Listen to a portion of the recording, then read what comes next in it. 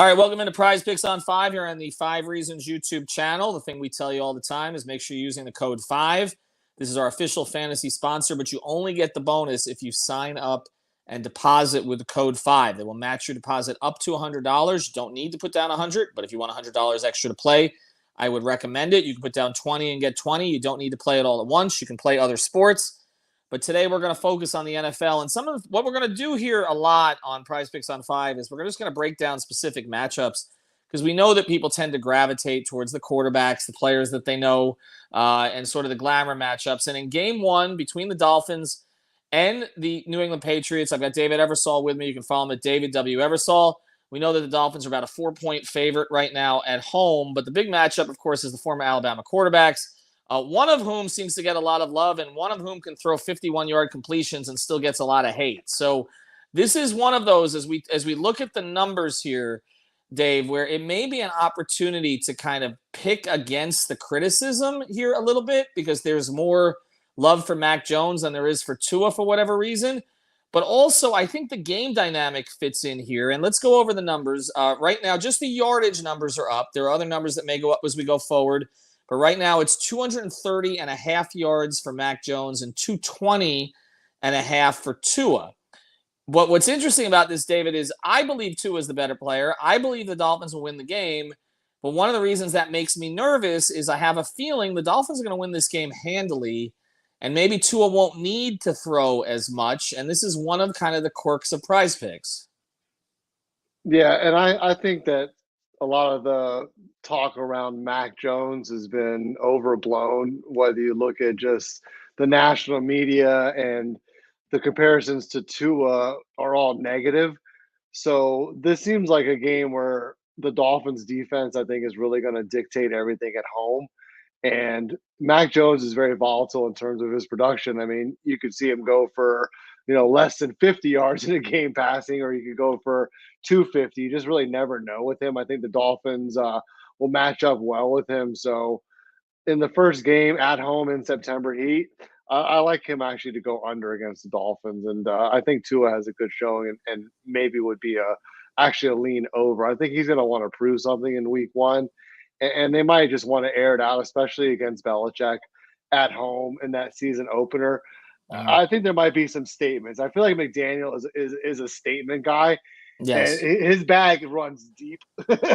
So I feel like they're going to have a couple plays in the bag that just New England's not going to have an answer for one or two of those deep shots. And, we know that Mac Jones now has the dynamic separation threat that is Devontae Parker.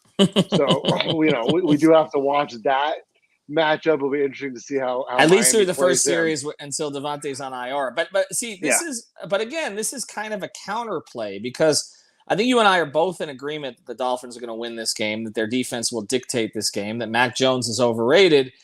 But that might lead the Patriots to actually have to get out of their comfort zone and throw more. And the prospect of garbage yards kind of worries me. Like if you look at Mac Jones, okay, again, the number is 230.5, okay? His 2 games against Miami last year, he went over. Okay, they lost both games. They scored a total of 40 points, but he got 281 and he got 261. So both losses, both went over, right? But you look at some of the other numbers, okay, you're right about the variance. I mean, let's just look at the last 9 games of Mac's season, okay? 139, so way under, 198, 207. So he's under the number in all 3 of those. They were all wins, Carolina, Cleveland, Atlanta. So when they win, he tends to complete for fewer yards. Now, he did get 310 in a sort of an upset win against Tennessee, but then we all know that game against Buffalo where he only threw 3 passes, had 19 yards. Then he got 299 in a loss against Indy, 145 in a loss to Buffalo where they were just completely dominated. He threw 2 picks. 227, so he went under the number in a 50-point game against Jacksonville, and then over the number in the loss to Miami. And so that's why I might go over here with Mac Jones, David, because I think that they're going to get hammered, honestly. And so I think that they're going to be forced to throw the ball. I know they don't have a lot of threats, but look, somebody's got to pick up yardage. So that one concerns me. I would go over on Mac Jones on the 230.5, even though I'm not a fan. Now, going to Tua, though, if you look at Tua's number, 220.5, his last few games of last season, win over New England, he threw for 109. Okay. 205 against Tennessee, 198, 196 against New Orleans. We know the New Orleans game was he didn't play particularly well, but they won. The Tennessee game, he was awful. We know that, right? And the Jets game, they won, but also under, barely over against the Giants and Carolina. So 220 is kind of a high number for him. And I get it that they're going to want to make a statement early and that they're not really that successful at running the ball. But I just have a feeling that he might get his yards early, and then the Dolphins may cruise in this game behind their defense. So I'm going to lean over on Mac, and honestly, I'm kind of undecided on Tua. How do you feel about it? Well, I think Belichick's going to want to slow the game down early a little bit in the first half, and they might want to try to come out and pound the ball a little bit against Miami because their offensive line in terms of pass protection, I don't think is very good. And I think Miami's front seven can dominate this game. So that being said, I think the only way Mac Jones would maybe go over is going to be with sheer volume.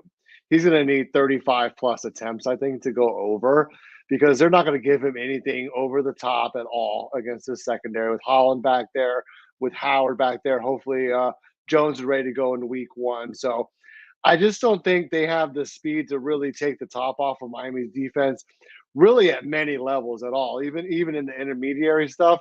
I think Miami will be able to get pressure with four people. He's going to have to dump the ball off. There's going to be a lot of checkdowns. They're going to rally and tackle like you saw in the preseason.